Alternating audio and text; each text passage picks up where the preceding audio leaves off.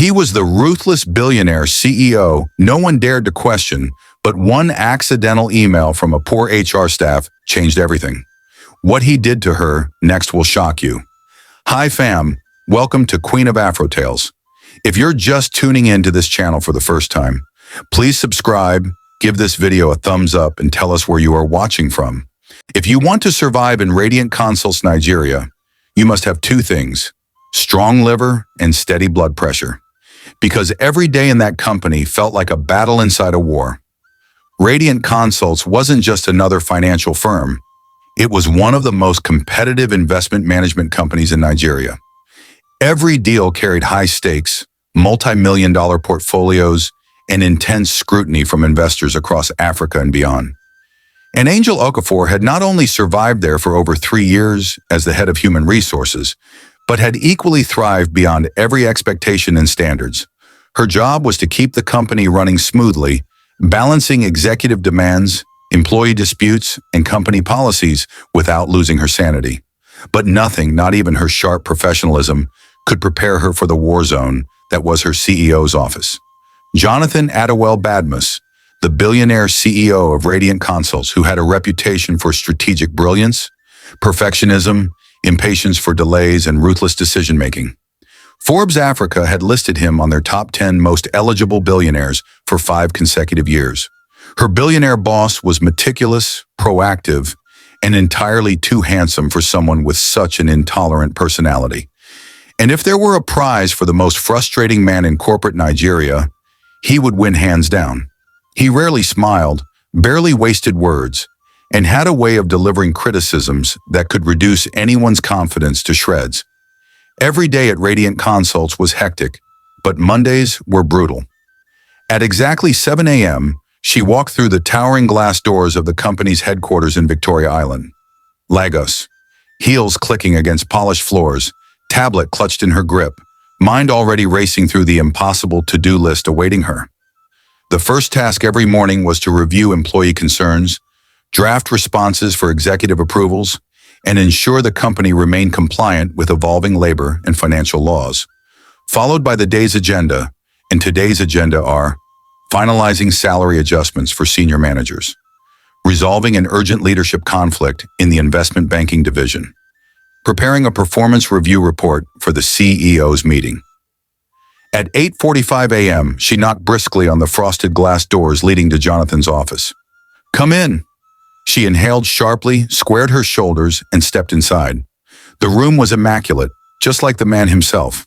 Glass walls overlooking Lagos traffic, minimalist furniture, a large executive desk free of unnecessary clutter. He sat behind it, perfectly composed, effortlessly intimidating, dressed in a tailored navy suit, eyes already scanning a financial report. Without looking up, he gestured slightly, signaling her to speak. "Good morning, sir," she greeted, keeping her tone cool, professional. "Updates," he said. His voice clipped, direct, never wasting words, and she handed him the report. "The revised salary structures for senior managers are ready. I've ensured compliance with market standards while maintaining company budget integrity." Jonathan finally glanced up, expression unreadable. "Cut the redundancy. What's the counteroffer to their initial demand?" Angel paused, adjusting her stance. "We negotiated a 5% increase rather than their requested 12%. He finally looked up, eyes sharp and calculating. "Why 5? He asked. "It aligns with industry standards while preventing unnecessary strain on our budget." She answered. A long beat of silence followed. Then he nodded. No well done, no thank you, just silence. And that was how he operated, calculating, direct, impossible to impress her billionaire boss was. He said never thank you or complimented anyone for a job well done. Instead, he assessed, dissected, then moved on to the next task. Angel left the office, rolling her eyes so hard they nearly fell out. The rest of the morning passed in strategic corporate warfare. By 10 a.m., Angel was mediating a high-stakes dispute between two senior executives over client portfolio ownership. By noon, she was reviewing contract termination clauses for a soon-to-be-dismissed department head. By 2 p.m., she was sitting through an internal briefing on Radiant Consults Nigeria's latest investment expansion. ensuring HR compliance with new project deployments. And through it all, Jonathan remained a silent force in every corner of the company, ruling with flawless efficiency, quick decisions, and an air of authority that few dared to challenge. Except, of course, Angel herself. At 3:30 p.m., an unexpected notification lit up her tablet. Jonathan had called an emergency HR meeting. The moment she entered the conference room, she knew something was brewing. He stood at the head of the table, arms crossed with a cold expression that gives nothing away. Radiant Consults Nigeria is restructuring its executive compensation strategy. He stated, no preamble, no softness. Angel blinked sharply. Excuse me? Effective next quarter, bonuses for upper management will be performance-based rather than static allocations. She exhaled slowly, carefully choosing her response. You realize this will cause backlash, right? Senior managers won't accept such a sudden shift. Jonathan didn't blink. They'll adapt, or they'll leave. Her fingers tightened around her pen. We can't afford to lose key talent over aggressive policy changes. Then find a way to implement it without losing them. One more thing, Miss Okafor. Send me a report on the newly recruited interns in the IT department. He deadpanned, followed by silence and a cold stare down across the boardroom table. And this was what working with Jonathan Badmus meant. Nothing was easy. Nothing was up for debate or negotiations. Everything was a calculated challenge. And as she sat there, forcing herself to keep her composure, she realized something unsettling. She deeply hated him, but was drawn to the impossible tension he created. The mind games, the sharp exchanges, the battle of intelligence. And that terrified her more than anything. The next morning, when Angel walked into Jonathan's office, he was seated behind his enormous glass desk, holding a printed paper like it was top secret intel. She barely stood before his desk when he began reading aloud. Jonathan Adewale Badmus has the emotional warmth of a NEPA official on a power outage day. He's an insensitive villain who takes pleasure in watching people suffer. Angel froze. Her blood suddenly turned cold while she gasped, blinked rapidly, and thought to herself, "Oh my God, isn't that the new entry I added to my diary last night? How come he has it in his hands?" Jonathan slowly raised his head and gave her a smile. Yes, a real-life smile.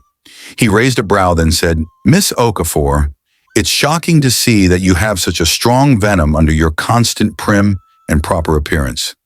It's even more interesting to know that you think so highly of me and also have the guts to send it to me instead of the report I asked for."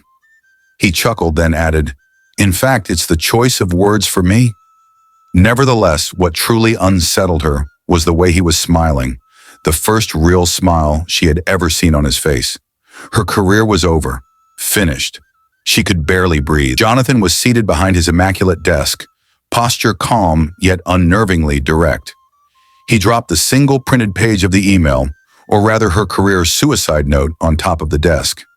She opened her mouth to speak, but Jonathan beat her to it. He picked up the paper again, and scanned over it like a case file before leaning back into his chair. "Miss Okafor," he drawled, "what exactly happened to my report?" She swallowed hard. "Sir, I actually sent you the folder containing the report last night before going to bed. Now it seems I sent you my journal for yesterday instead, and I'm so sorry for that." "I don't mean any of those words, sir." Jonathan held up a hand, cutting her off as he scanned her face. "Now don't lie before me. I hate cowards, and I know that you clearly meant those words." She stared at him, scared. Yet she noticed a smirk on his lips which told her everything. He was enjoying this.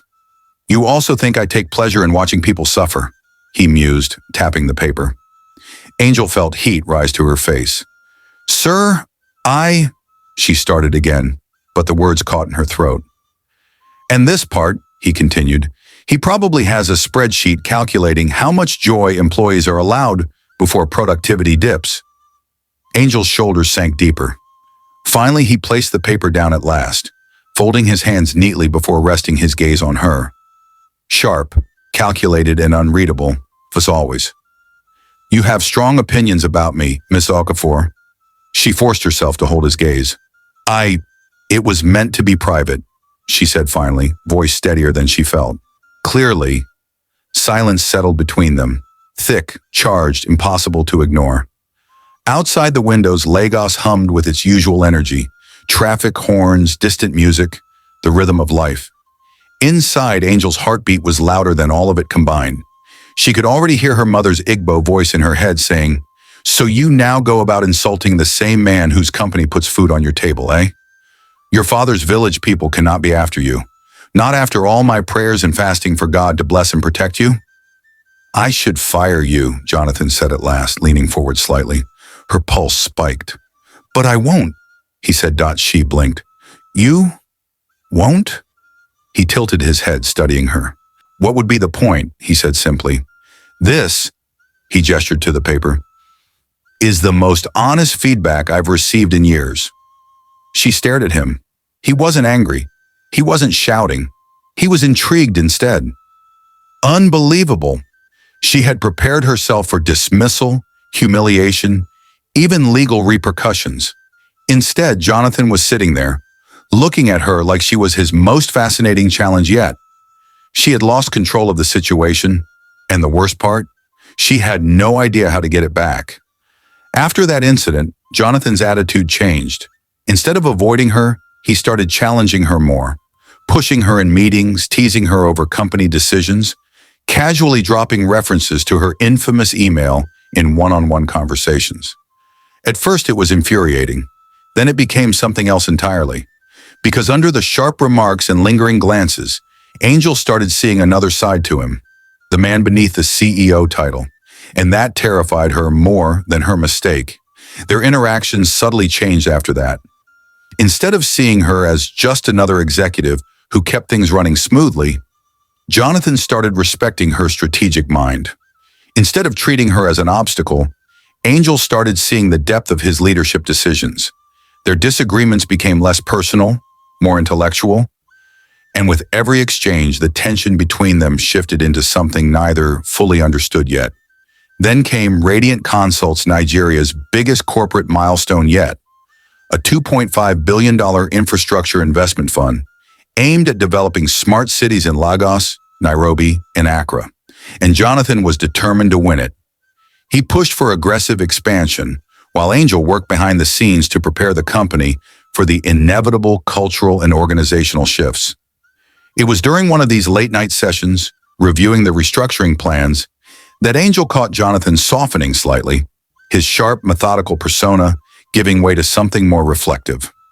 "Sometimes I wonder," he murmured, setting his pen down. Angel, exhausted but still alert, tilted her head slightly. "Wonder what?" He glanced at the city skyline outside. "Whether I make things harder than they need to be." For the first time, his voice lacked the usual iron certainty.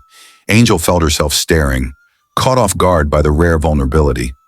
"You do," she said lightly, offering a small smirk. "But if you didn't, the company wouldn't be where it is today." His gaze flickered to hers, holding it for a second longer than necessary. And in that moment, she felt the shift again. Their war wasn't just about power anymore. Something else was building underneath it, and neither of them were ready to admit it yet. For weeks, the executive team worked tirelessly, strategizing, running financial models, preparing presentations. At the center of the chaos was Jonathan, led negotiations with his signature precision and ruthless efficiency. Angel ensured that the company's workforce strategy, leadership structure, and execution capabilities were strong enough to back up their ambitious bid, which was scheduled for a high-profile investment summit in Abuja, attended by key government officials and global investors. Jonathan and Angel, along with a select team, flew out for the pitch, knowing they had one shot to convince the panel. Inside the massive conference hall, rival firms were already presenting sleek proposals, armed with aggressive projections and bold promises. Then came Radiant Consults Nigeria. His turn. Angel stood behind Jonathan, watching him own the stage, his presence commanding, his words sharp, calculated. "Radiant Consults Nigeria is not just offering an investment," Jonathan said, voice steady and persuasive. "We are offering lasting impact, clean energy that strengthens Nigeria's economic future." He outlined the financial models flawlessly. Finally, Radiant Consults Nigeria won the bid against international giants. As she finished a call with the project execution team, he walked up to her, smirking slightly. "Miss Okafor, looks like your workforce strategy wasn't entirely useless." She laughed, shaking her head. "Sir, was that your version of a compliment? Don't push it." But even as he turned away, Angel caught the rare glimmer of quiet pride in his expression. The contract execution started and ran smoothly, but late-night strategy meetings had become more frequent, stretching past midnight, filled with quiet conversations in Jonathan's office. One evening, as Angel packed up her notes, she caught him watching her, not with his usual calculated stare, but with something far less guarded. "Miss Okafor," he said suddenly, voice lower than usual. She paused, glancing up. "Sir?" He exhaled slowly, tapping his pen against the table once. "Would it be entirely unprofessional to say I enjoy working with you?" The words hung in the air, suspended in the fragile space between them. Angel laughed lightly, trying to brush off the moment, but her pulse betrayed her. It would be a scandal, she teased, trying to keep it light. One evening, after a particularly exhausting board meeting, Jonathan did something unexpected. "Have you eaten?" he asked. Angel, caught off guard, blinked. "Not really." He nodded, silent for a beat, then glanced at his watch. "There's a restaurant on Admiralty Way," he said casually. "Their seafood is decent. I'll drive." It wasn't phrased as an invitation. It was in subtle conclusion. And that was how their first unofficial date happened, sitting across from each other at a quiet restaurant in Lekki, far removed from the corporate world that kept them tethered. For the first time, Jonathan wasn't the CEO, and Angel wasn't the HR executive trying to keep things professional. They were just two people, sharing a meal, pretending it was nothing more than good company. Subsequently, they met on neutral ground. Dinner in Ikoyi, quiet walks along the Lagos coastline, stolen moments where work didn't matter and titles dissolved. Inside the office, they were perfectly professional, maintaining sharp distance while keeping their growing connection invisible to prying eyes. "You know, if anyone finds out, this will be a disaster," Angel murmured one evening, standing near the company lounge. Jonathan, standing beside her, smirked slightly. "Then we don't let them find out." One afternoon during a staff retreat at a high-end hotel in Victoria Island, a junior associate caught her staring and said, "Ah, Madam HR, you and CEO are getting along these days, oh." She felt heat crawl up her neck. Jonathan, cool as ever, simply raised an eyebrow, unbothered. "She happens to do her job well," he replied easily. "Unlike some of you still fumbling with reports." The laughter in the room shifted instantly. Just like that, he had deflected attention elsewhere. And the secret remained safe. But after weeks of stolen moments, quiet gestures, and growing emotional weight, it became clear. They couldn't pretend anymore. One night, as Jonathan walked Angel to her car after another late work session, he searched her gaze, something raw flickering behind his usual restraint. Angel. Just her name, spoken with quiet certainty, and before she could respond, he kissed her. Software, deliberate. Like every argument, every battle, every long night had led to this moment. And when he finally pulled back, resting his forehead lightly against hers, she knew. This wasn't just a secret anymore. It was a choice they had both made, together. The next day, she submitted a report to her billionaire, and he said, "We have to tell the company that we're dating." Angel nodded but was tensed of what the outcome could be. "What's the protocol?" he asked. "According to the company's policy," she began, reading directly from the handbook, "executive-level relationships must be disclosed to the board and reviewed to ensure there's no conflict of interest."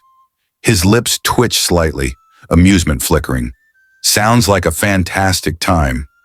She threw a folder at him, which he dodged far too smoothly while laughing. 2 weeks later, they informed the board and executive staff of their relationship. Sir Sylvester, Jocker, one of the senior partners, cleared his throat.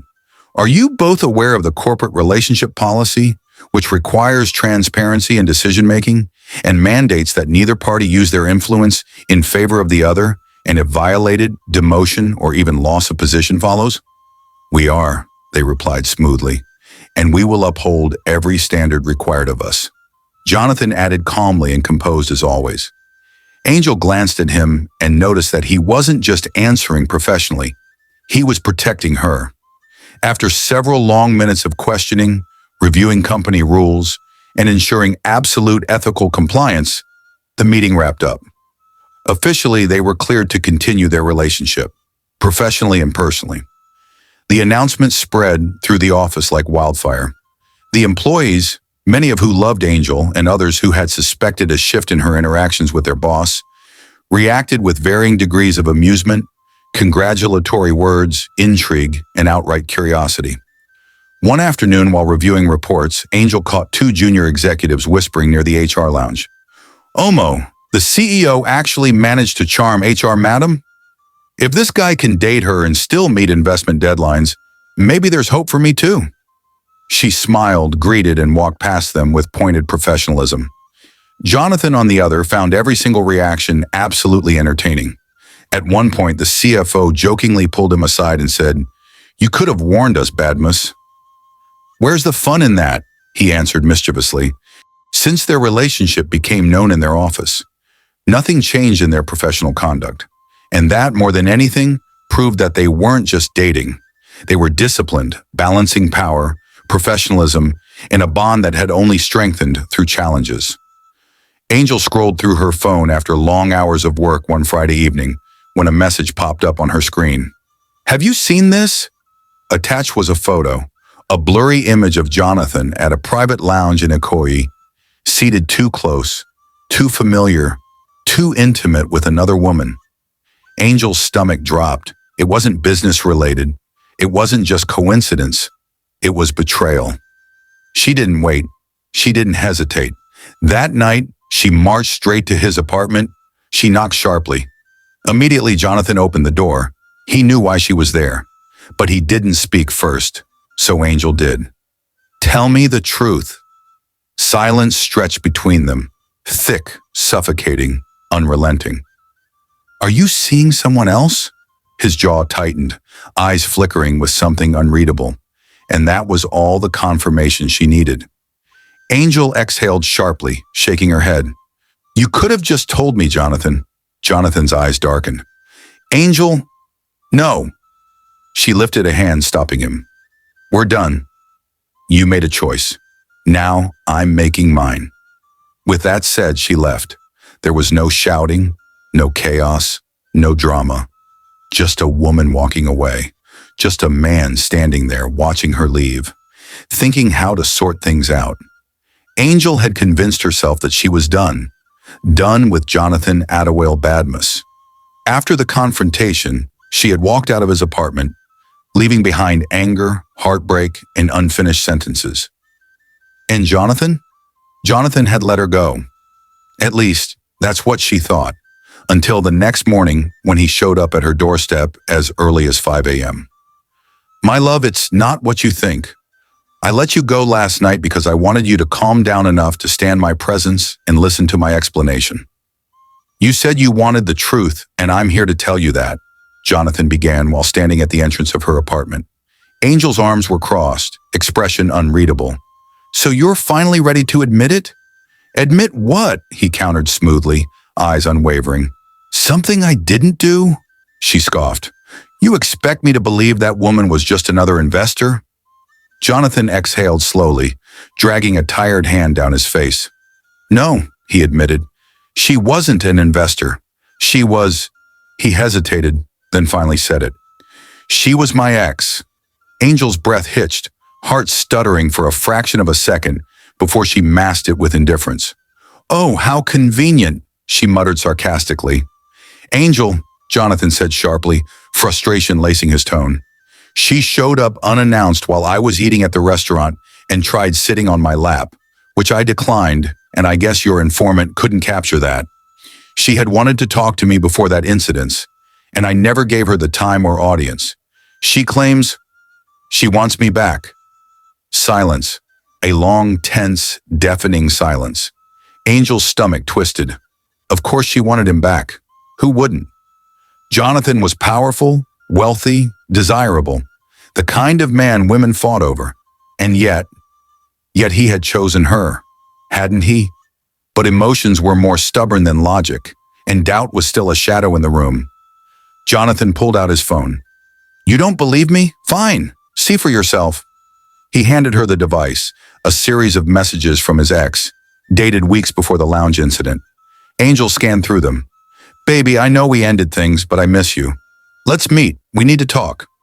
You owe me at least one conversation." Then, his response. "There's nothing to talk about. We are done. We have been for the past 6 months, and I have a woman I love and cherish now." Angel blinked, then blinked again. The proof was right there. Undeniable, unedited, raw. Jonathan had shut her down, had never entertained her advances, had never crossed the line, and yet she had doubted him anyway. She stared at the screen, then at Jonathan. For the first time in weeks, her anger felt misplaced. He had fought for her, had refused to let his past interfere with their future. "Why didn't you tell me sooner?" she asked quietly. Jonathan studied her carefully. "Because it wasn't important.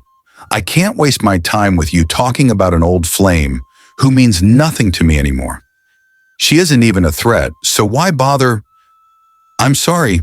I'm so sorry for not giving you a chance to clear yourself before walking out on you.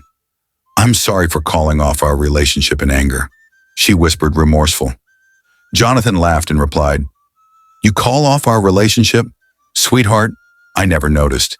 Anything for breakfast? I'm so hungry I could eat a girlfriend." They both bursted into laughter and hugged each other, not forced forgiveness, but choosing to see the truth when it's finally laid bare. There was no anger, no bitterness, just relief. And when he reached for her hand, pulling her close, she realized something simple. Some battles weren't about winning or losing. Some battles were about fighting for the truth and choosing to believe it. One evening during a quiet dinner at their favorite restaurant in Nicoya, they were seated, hands intertwined, while waiting for their orders, when he suddenly went on his knee and whispered, "Angel, I thought I knew accomplishment until I met you. I thought my life was perfect until you came into it and showed me how empty it was, and I can't imagine life without you. I want you forever. I want us, always. Would you be my wife?"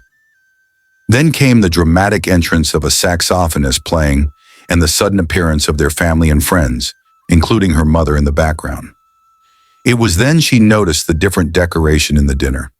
It was extravagant in a perfect billionaire in love style. She felt her breath catch, emotions flooding in waves. How did he manage to pull all this off without her knowing? Immediately she screamed, "Yes!" Zrenya, causing claps to erupt from every corner of the hall, including heartfelt warm hugs from her mom. And just like that, their forever journey began.